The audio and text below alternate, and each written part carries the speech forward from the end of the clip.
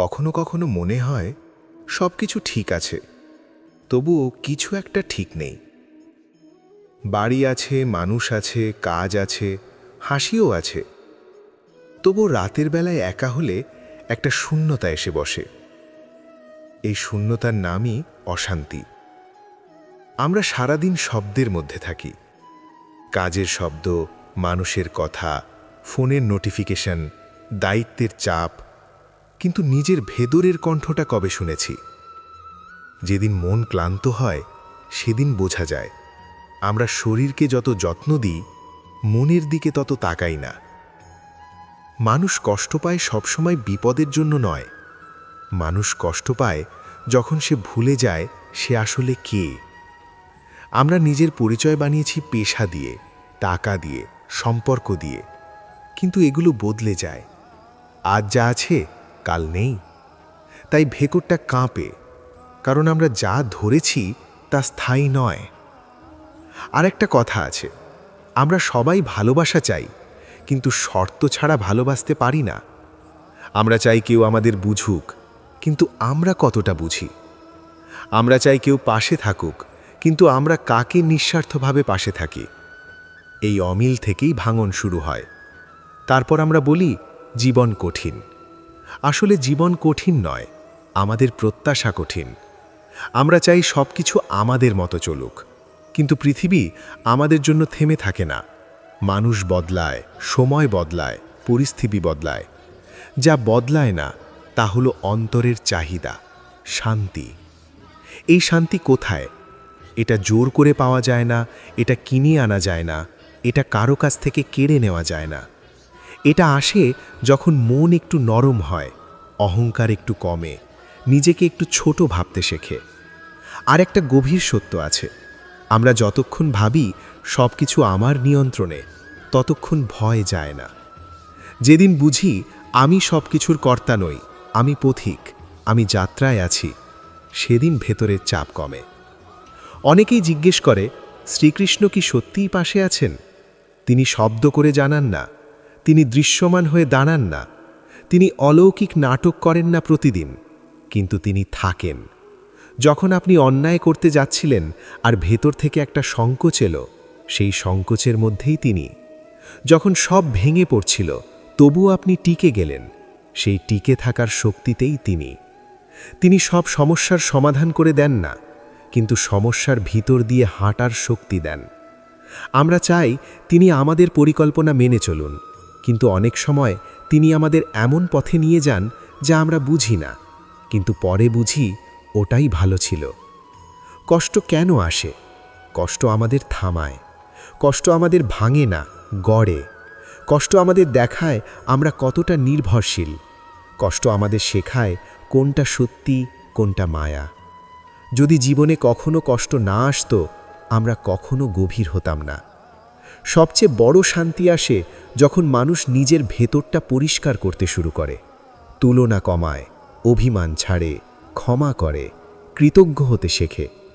সুখ তখন হঠাৎ করে এসে পড়ে না, ধীরে ধীরে জমে। যেমন ভোরের আলো এক লাফে আসে না, ধীরে ধীরে অন্ধকার সরায়। জীবনও তেমন। আজ যদি মন একটু শান্ত করেন, আজ যদি একটু সত্য কথা বলেন, আজ যদি কারো প্রতি রাগ ছেড়ে দেন, আজ যদি ঈশ্বরকে নিঃশব্দে ডাকেন, তাহলে কাল অন্যরকম হবে। সব বদলাবে না, কিন্তু আপনি বদলাবেন। আর মানুষ বদলালে তার পৃথিবীও বদলে যায়। শেষ কথা, আমরা সুখের পিছনে ছুটছি, কিন্তু সুখ আমাদের পিছনেই হাঁটছে, শুধু আমরা থামি না। একটু থামুন, একটু চুপ করুন, একটু ভেতরে তাকান। দেখবেন যে শান্তিটা এতদিন খুঁজছিলেন সে তো ভেতরেই বসেছিল। যে কোনো মানুষকে রাস্তায় দাঁড় করিয়ে জিজ্ঞেস করুন, আপনি কেমন আছেন? দেখবেন প্রায় সবাই কোনো না কোনো সমস্যার কথা বলবে। কেউ বলবে ছেলে অসুস্থ, কেউ বলবে মেয়ে অসুস্থ, কেউ বলবে বাড়িতে অশান্তি, কেউ বলবে ব্যবসায় ক্ষতি। আর যিনি কয়েকশো কোটি টাকার মালিক, তাকেও যদি জিজ্ঞেস করেন, তিনি বলবেন টেনশন। রাতে ঘুমোতে গেলেও ঘুমের ট্যাবলেট খেতে হয়। কেন? কারণ বাইরে সম্পদ আছে, কিন্তু ভিতরে শান্তি নেই। কিন্তু আপনি যদি কোনো প্রকৃত কৃষ্ণভক্তকে জিজ্ঞেস করেন আপনি কেমন আছেন, তিনি বলবেন হরির কৃপায় ভালো আছি। দেখুন পার্থক্যটা। মানুষের কাছে দুঃখের কথা বলে লাভ নেই। রাস্তার লোক আপনার সমস্যার সমাধান করবে না। আপনার সমস্যার দায়িত্ব নিয়েছেন একজন, স্বয়ং ভগবান। তাই ধৈর্য ধরতে হবে। যে যত ধৈর্য ধরে হরিনাম শোনে তার তত কৃপা লাভ হয়। সংসারে যেমন মা সন্তানকে বলে ধৈর্য ধরে পড়ো, মন দিয়ে পড়ো, ঠিক তেমনি আধ্যাত্মিক জীবনেও ধৈর্য দরকার। ভগবান আপনার কাছ থেকে টাকা চান না। আপনি কত আপেল কত ফল দিলেন সেটা দেখেন না। তিনি দেখেন আপনি আপনার মন কতখানি দিলেন। এই মনটাই আসল। সংসারে যদি মন দেন, সংসার আপনাকে বেইমানি করতেও পারে, কিন্তু ভগবানকে যদি মন দেন, তিনি কখনো ঋণী রাখবেন না। গীতায় বলা হয়েছে, অনন্য চিন্তায় যে আমাকে ভজে আমি তার যক্ষেম বহন করি। অর্থাৎ যে এক মনে আমাকে স্মরণ করে তার ভার আমি নিজের কাঁধে তুলে নিই। এটা শুধু কথা নয়, এটা প্রতিশ্রুতি। কিন্তু সমস্যা কোথায় জানেন? আমরা ভগবানকে চাই, কিন্তু শর্ত দিয়ে চাই। বলছি, প্রভু আমাকে সুখে রাখো, ব্যবসা বাড়াও, সন্তানকে রক্ষা করো, আমাকে দুঃখ দিও না। কিন্তু ভক্ত কি চায়? সে বলে, প্রভু তুমি থেকো, সুখে দুঃখে তুমি থেকো। আজ মানুষের মনে সুখ নেই কেন? কারণ মানুষ সব কিছু পেতে চাইছে, কিন্তু ভগবানকে পুরোপুরি দিচ্ছে না। লোভ আছে, হিংসা আছে, অহংকার আছে, তুলনা আছে, অস্থিরতা আছে। আমরা অন্যের সুখ দেখে কষ্ট পাই, অন্যের উন্নতি সহ্য হয় না, নিজের স্বার্থের বাইরে ভাবতে পারি না। এভাবে সুখ আসবে কিভাবে? সুখ বাইরে নেই, সুখ ভিতরে। যার মন শান্ত সে অল্পে সুখী, যার মন অশান্ত সে অনেক পেয়েও অসুখী। আজ মোবাইল আছে, গাড়ি আছে, বড় বাড়ি আছে, বিদেশ ভ্রমণ আছে, কিন্তু শান্তি নেই, কারণ ঈশ্বর চেতনা নেই। ভক্তি মানে শুধু কীর্তন শোনা নয়, ভক্তি মানে ভিতরে পরিবর্তন। আপনি যত শুনবেন আপনি বদলাবেন, আপনি আগের মানুষ থাকবেন না। যদি শুনেও পরিবর্তন না হয় তাহলে শোনা সম্পূর্ণ হলো না। সুখ পেতে চাইলে মন পরিষ্কার করতে হবে, অহংকার ভাঙতে হবে, অন্যকে ক্ষমা করতে শিখতে হবে, নিজেকে ছোট ভাবতে শিখতে হবে। যে নিজেকে বড় ভাবে সে ভিতরে ছোট হয়ে যায়। যে নিজেকে ছোট করে ভগবান তাকে বড় করেন। মনে রাখবেন, মানুষ আপনাকে সাময়িকভাবে সাহায্য করতে পারে, কিন্তু চিরস্থায়ী আশ্রয় একজনই। যে সত্যি করে ভগবানের উপর ভরসা করে সে কখনো একা নয়। আজ সুখ নেই কারণ মানুষ ভরসা করছে টাকার ওপর, সম্পদের ওপর, মানুষের ওপর, কিন্তু স্রষ্টার ওপর নয়। যেদিন মানুষ শিখবে আমি একা নই, আমার রক্ষক আছেন, সেদিন থেকেই শান্তি আসবে। শেষ কথা, সুখ চাইলে বাইরে খুঁজবেন না, মনটা ভগবানকে দিন। ধৈর্য ধরুন, স্মরণ করুন, নাম করুন। দেখবেন যে টেনশন আপনাকে গ্রাস করেছিল সেই টেনশন ধীরে ধীরে দূরে সরে যাচ্ছে। কারণ যেখানে ভগবানের নাম সেখানে ভয় থাকে না, যেখানে বিশ্বাস সেখানে অশান্তি থাকে না, আর যেখানে ভক্তি সেখানে সত্যিকারের সুখ জন্মায়। মানুষ আজ ক্লান্ত, কাজের চাপে ক্লান্ত, সম্পর্কের টানাপোড়েনে ক্লান্ত, প্রতিযোগিতায় ক্লান্ত, অন্যের সঙ্গে তুলনা করতে করতে ক্লান্ত। কিন্তু সবচেয়ে বড় ক্লান্তি নিজের সঙ্গে যুদ্ধ করতে করতে। মানুষ নিজের আসল চেহারা ভুলে গেছে। সে ভাবছে আমি আমার পেশা, আমি আমার সম্পদ, আমি আমার স্ট্যাটাস। এই ভুল পরিচয় থেকেই অশান্তি শুরু। যেদিন পরিচয় বদলে যায় সেদিন চিন্তাও বদলে যায়। আপনি যদি নিজেকে শুধু শরীর ভাবেন তাহলে শরীরের সমস্যা আপনাকে ভেঙে দেবে। আপনি যদি নিজেকে শুধু অর্থ উপার্জনকারী ভাবেন তাহলে অর্থ কমলেই আপনি ভেঙে পড়বেন। কিন্তু যদি বুঝতে পারেন আমি আত্মা, আমি চিরন্তন সত্তা, আমি সাময়িক অতিথি এই পৃথিবীতে, তাহলে ক্ষতি আপনাকে ভাঙবে না, অপমান আপনাকে পোড়াবে না, ব্যর্থতা আপনাকে শেষ করে দেবে না। আজ মানুষ সুখ খুঁজছে উত্তেজনায়। নতুন ফোন, নতুন গাড়ি, নতুন সম্পর্ক, নতুন বিনোদন। কিন্তু উত্তেজনার সুখ এক নয়। উত্তেজনা কয়েক মিনিট স্থায়ী হয়, সুখ দীর্ঘস্থায়ী হয়। উত্তেজনা ইন্দ্রিয়কে তৃপ্ত করে, সুখ হৃদয়কে শান্ত করে। আজ আমরা ইন্দ্রিয়ের পিছনে ছুটছি, হৃদয়ের দিকে তাকাচ্ছি না।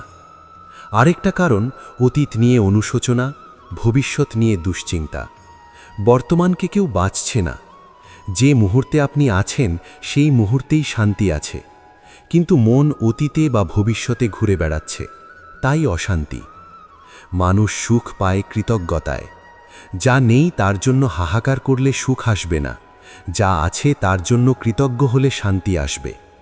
একবার ভাবুন, আপনি শ্বাস নিতে পারছেন, আপনি দেখতে পাচ্ছেন, আপনি হাঁটতে পারছেন, আপনার মাথার ওপর ছাদ আছে, আপনার জীবনে কেউ না কেউ আছে। এগুলো কি ছোট ব্যাপার? আমরা বড় জিনিসের পিছনে ছুটতে ছুটতে ছোট আশীর্বাদগুলো ভুলে যাচ্ছি। আর একটা বড় সমস্যা, ক্ষমা করতে না পারা। হৃদয়ে জমে থাকা অভিমান, রাগ, ক্ষোভ এইগুলোই সুখকে আটকায়।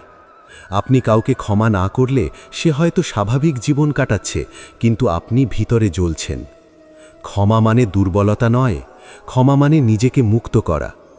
আর একটা কথা মনে রাখবেন, যার জীবনে উদ্দেশ্য নেই তার জীবনে সুখও নেই। শুধু খাওয়া, ঘুমানো, উপার্জন, এতেই যদি জীবন শেষ হয়ে যায় তাহলে ভিতরে শূন্যতা থাকবেই। জীবনের একটা উচ্চতর লক্ষ্য দরকার, আত্মিক উন্নতি দরকার, নিজেকে প্রতিদিন একটু ভালো করা দরকার। সুখ কোনো গন্তব্য নয়, সুখ একটা অবস্থা। আপনি যেখানে আছেন, যেভাবে আছেন, সেখানেই যদি শান্ত থাকতে শিখেন, সেখানেই সুখ।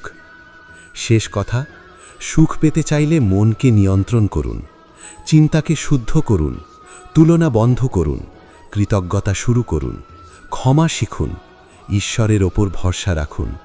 দেখবেন বাইরের পৃথিবী না বদলালেও ভিতরের পৃথিবী বদলে গেছে, আর ভিতরের পৃথিবী বদলালে সুখ নিজে থেকেই আসবে। এখন প্রশ্ন আসে, মানুষ এত কষ্ট পাচ্ছে কেন?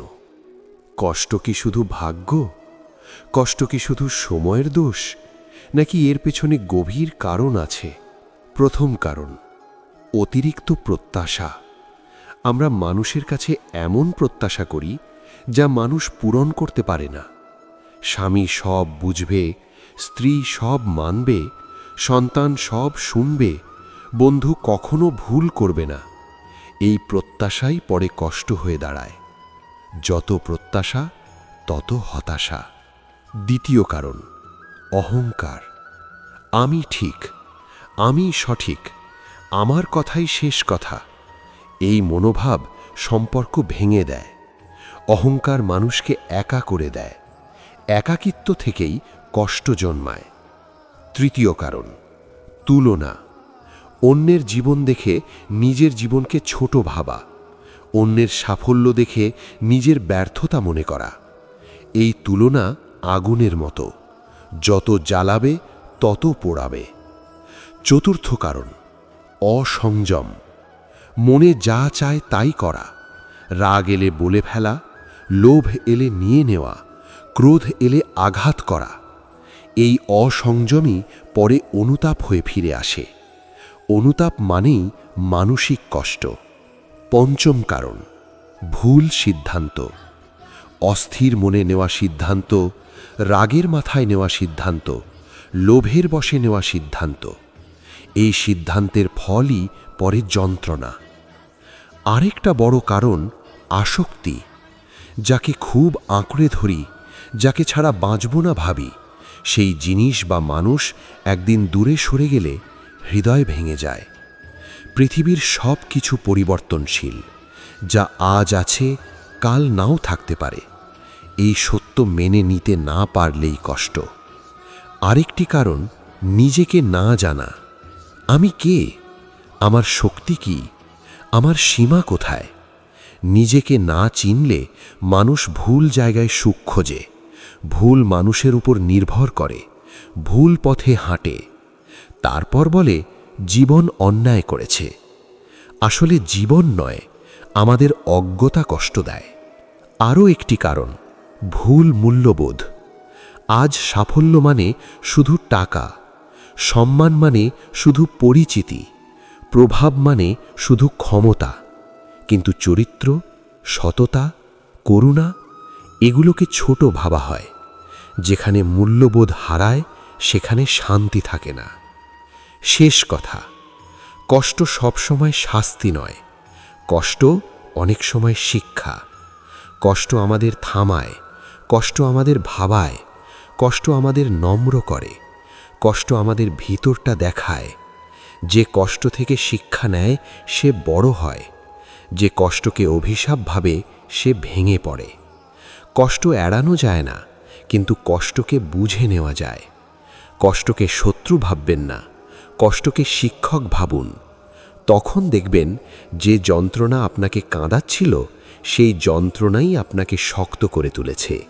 অনেকেই মনে মনে একটা প্রশ্ন করেন, শ্রীকৃষ্ণ কি সত্যিই আমাদের পাশে আছেন? আমি তো তাকে দেখতে পাই না, আমি তো তার সঙ্গে কথা বলতে পারি না, তাহলে তিনি আছেন কোথায়? শুনুন, যখন আপনি একা ঘরে বসে কাঁদেন আর কাউকে বলতে পারেন না, তখন কে আপনার কান্না শোনে? যখন সবার সামনে শক্ত থাকার অভিনয় করেন কিন্তু ভিতরে ভেঙে পড়েন, তখন কে আপনার হৃদয়ের কথা জানে? তিনি জানেন। আপনি হয়তো কাউকে বলেননি, কিন্তু আপনার অন্তরের মধ্যে যিনি বসে আছেন তিনি সব জানেন। শ্রীকৃষ্ণ দূরে কোনো আকাশের দেশে বসে নেই, তিনি অন্তরে আছেন, আপনার বিবেকের মধ্যে আছেন, আপনার নিঃশ্বাসের সঙ্গে আছেন।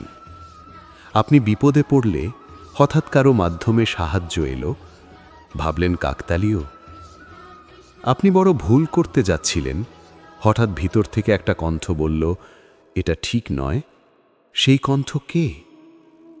আপনি গভীর অন্ধকার সময় পার করলেন, তবুও ভেঙে পড়লেন না। কে শক্তি দিল?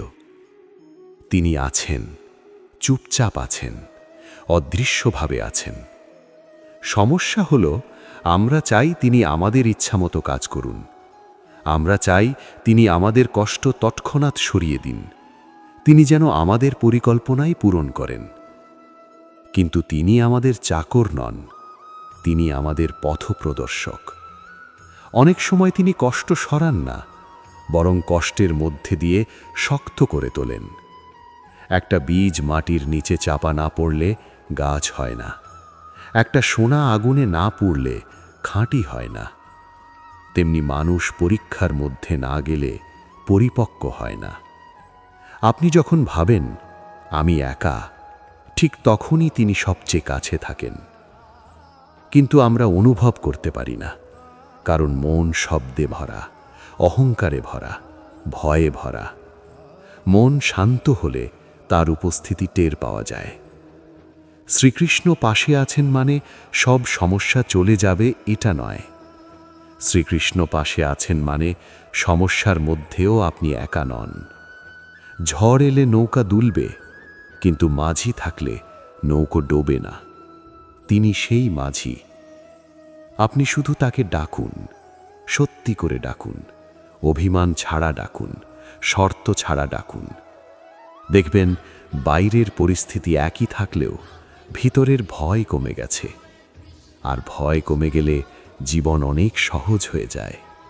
হ্যাঁ, শ্রীকৃষ্ণ আমাদের পাশে আছেন, সব সময় আছেন।